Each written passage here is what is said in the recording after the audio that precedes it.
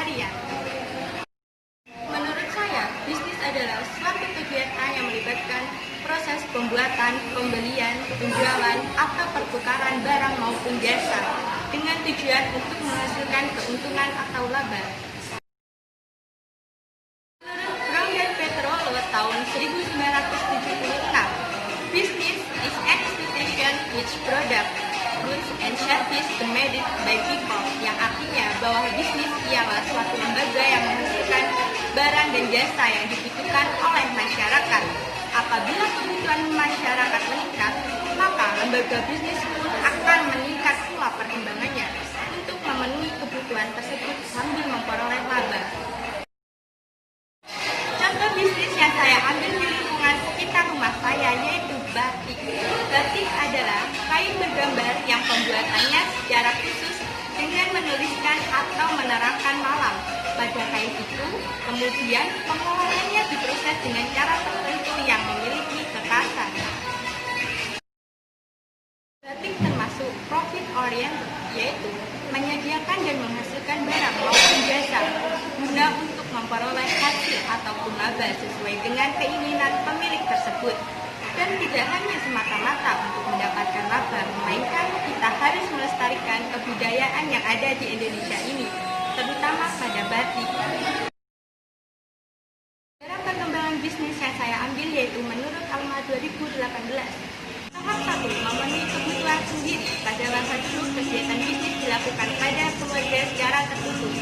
Keluarga pada saat itu menanam tanaman guna memenuhi kebutuhan bahan makanan, membuat pakaian sendiri, membuat rumah sendiri, dengan bantuan tetangga dan sebagainya.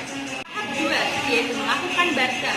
Barter merupakan sistem perdagangan yang di dalamnya terdapat kegiatan tukar-menukar barang tanpa melibatkan uang sebagai alat transaksi.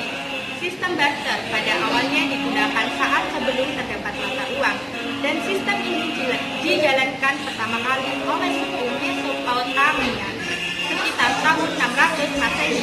Tidak hanya barang, sistem barter pun bisa dilakukan dengan adanya pertukaran jasa selama hal tersebut bisa dianggap sebagai alat tukar. Sesuatu yang bisa ditukar harus bisa diterima dan disetujui bagi penerimanya, baik dari segi fungsi maupun tahap 3, revolusi industri. Perkembangan teknologi yang semakin cepat, terutama dengan adanya revolusi 4.0, telah membawa perubahan luar biasa bagi sektor dunia usaha. Teknologi telah menyentuh berbagai bidang dan berhasil mengubah perilaku manusia, termasuk pula dalam menyikapi pembuatan produk seperti pada kerajinan dan batik. Di tengah era revolusi industri 4.0, pengembangan batik ini dapat memanfaatkan teknologi canggih agar semakin kompetitif. Contohnya, bisa dengan dimulai pendekatan kepada generasi muda untuk melakukan digitalisasi dan memanfaatkan media sosial dalam rangka mendorong kemajuan batik nasional. Bisnis tersebut termasuk bisnis fashion. Pada dasarnya, manusia memiliki passion terhadap dunia fashion, tapi saya masih kurang paham bagaimana cara mengaplikasikannya ke dalam sebuah bisnis. Saya melihat kedepannya, bisnis batik akan sangat potensial karena masih banyak daerah-daerah lain yang belum dimaksimalkan sumber daya batiknya.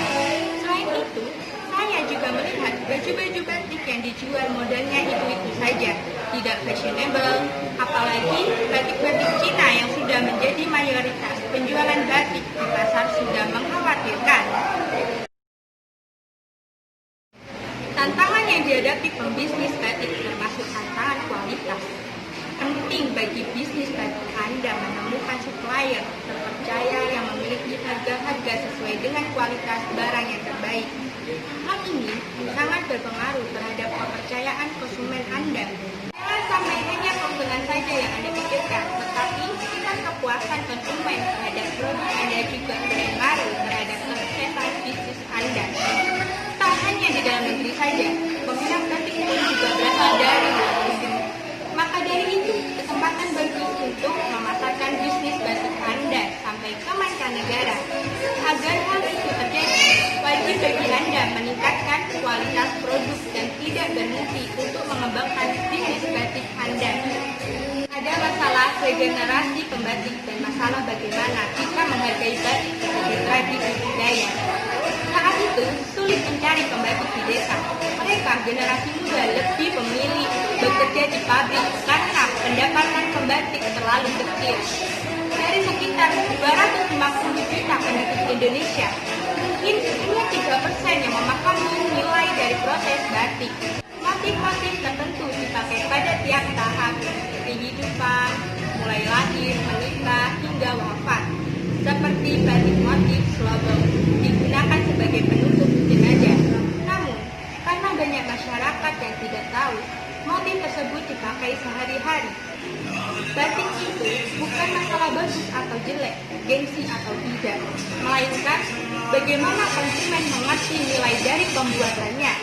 Mau beli batik printing harga 10 juta, tidak masalah, asal memang tahu itu printing.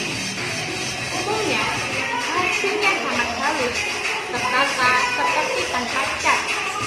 Untuk teknik sablon, digital printing, dan manual tidak bisa disebut sebagai kain batik, tetapi disebut kain bermotif batik karena mereka tidak menggunakan cantik, cat, lukis, maupun malam panas yang diakui sebagai batik asli. Assalamualaikum warahmatullahi wabarakatuh. Perkenalkan, nama saya Afrizal Mubarak Faris, dan di sini saya akan menjawab pertanyaan-pertanyaan tentang produksi di materi 2. Penelitian produksi menurut para ahli. Yang pertama itu dari Dr.S. Muhammad Hatta. Beliau mengatakan bahwa produksi adalah semua pekerjaan yang dapat menimbulkan guna, memperbesar guna yang ada, dan membagikan guna itu di antara banyak orang. Dan yang kedua, dari Dr.S. Eko Harsono mengatakan bahwa produksi adalah segala usaha manusia atau kegiatan yang dapat membawa benda ke dalam suatu keadaan sehingga dapat dipergunakan guna memenuhi kebutuhan manusia yang lebih baik. Dan menurut saya sendiri, produksi itu adalah proses atau kegiatan mengolah bahan mentah menjadi bahan jadi yang memiliki nilai guna dan manfaat yang lebih tinggi dari sebelumnya. Di sini kami mengambil bisnis batik. Dan proses produksinya dari yang pertama yaitu nyungging atau membuat pola motif batik pada kertas. Yang kedua yaitu japlak, memindahkan bola dari kertas ke kain. Yang ketiga yaitu ngelawong, melekatkan malam ke kain dengan cantik sesuai pola. Pada tahap ini motif batik akan mulai tampak. Dan yang keempat, ngiseni atau memberikan motif isi desain atau isian atau variasi pada ornamen utama yang sudah dilenggreng atau didekatkan dengan malam menggunakan canting. Yang kelima yaitu nyolet, mewarnai bagian tertentu dengan kuas. Yang keenam, mopok atau menutup bagian dicolet dengan malam. Tapi ini diiringi dengan nembo atau menutup bagian dasar kain yang tidak perlu diwarnai. Yang ketujuh yaitu mengalir, melakukan proses pewarnaan kain secara menyeluruh. Yang kedelapan, ngelorot. Proses pertama, meluruhkan malam dengan merendam kain di dalam air mendidih. Yang kesembilan itu ngerentesi, memberikan cekek atau titik pada kelowongan atau garis-garis pada ornamen utama. Untuk menghasilkan cetakan yang halus digunakan canting dengan jarum yang tipis. Yang ke-10, nyumbri, yaitu menutup kembali bagian tertentu dengan malam. Yang ke-11, nyoja, mencelupkan kain dengan warna coklat atau sogan. Dan yang terakhir, pelorot, yaitu proses peluruhan malam kembali dengan cara merendam kain di dalam air mendidih. Dan itulah proses-proses pembuatan batik dari awal sampai akhir. Jadi bisnis batik ini termasuk jenis produk yang menciptakan nilai guna. Kenapa? Karena bisnis batik ini membuat produknya sendiri. Jadi bisa dikatakan menciptakan produknya sendiri. Jadi bisnis batik ini adalah menciptakan nilai guna itu. Untuk manfaat yang timbul yaitu ada form utility atau manfaat karena perubahan bentuk. Yang awalnya hanya kain dan cairan batik, lalu digabungkan menjadi satu sehingga menjadi baju, kemeja, dan banyak lagi. Dan satu lagi yaitu time utility, manfaat karena waktu. Jadi seperti kemeja batik ini bisa kita gunakan dalam acara-acara penting seperti pertemuan besar ataupun rapat-rapat besar, dan juga bisa dipakai saat Hari Batik Nasional. Kenapa harus begitu? Karena batik ini agar tetap terjaga kelestariannya sehingga tidak akan hilang di Indonesia ini. Jadi untuk bisnis batik ini termasuk jenis produksi industri. Karena bisnis batik ini memproduksi batiknya sendiri dari bahan mentah hingga menjadi batik, dan juga termasuk ke jenis produksi perdagangan yang awalnya membuat dari bahan mentah hingga menjadi batik, dan mereka itu menjual batiknya itu di toko mereka sendiri. Dan ada juga dari toko-toko lain yang memesan di bisnis batik ini untuk mereka jual di toko mereka sendiri. Jadi ini termasuk ke jenis bisnis perdagangan.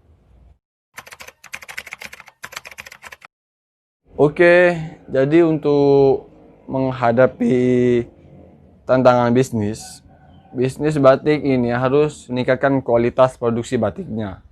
Dan juga jangan sampai ketinggalan tren batik terkini. Tapi jangan sampai meninggalkan batik-batik terdahulu. Karena itu adalah peninggalan dari nenek-nenek kita. Jadi itu harus tetap terjaga. Dan juga bisnis batik ini harus memperluas daerah pemasarannya. Tidak hanya di satu kota saja. Bisa mereka jual di luar kota, di luar provinsi, ataupun bisa dikirim ke luar negeri. Begitu. Oke, mungkin begitu saja penjelasan tentang produksi. Terima kasih atas waktunya. Wassalamualaikum warahmatullahi wabarakatuh.